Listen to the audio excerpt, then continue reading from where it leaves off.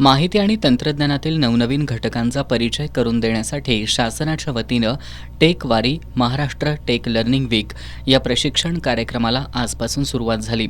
प्रशिक्षणाचं उद्घाटन मंत्रालयात राज्याचे उपमुख्यमंत्री अजित पवार यांच्या हस्ते झालं।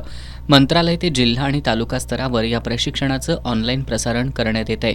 जिल्ह्यातील सर्व शासकीय कार्यालयांमध्ये त्याचं थेट प्रक्षेपण करण्यात आलंय।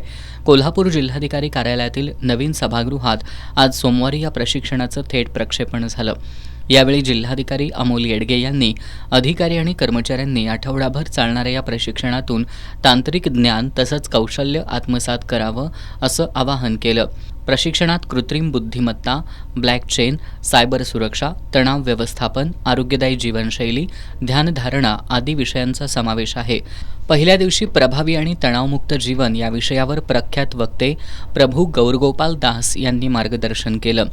टेक वारी ही महाराष्ट्र शासनाची पहिली डिजिटल वारी असून आधुनिक तंत्रज्ञान तसंच नवकल्पनांचा संगम साधून संपूर्ण राज्यात तंत्रज्ञान प्रसाराचा उद्देश बाळगून राबवली जाते।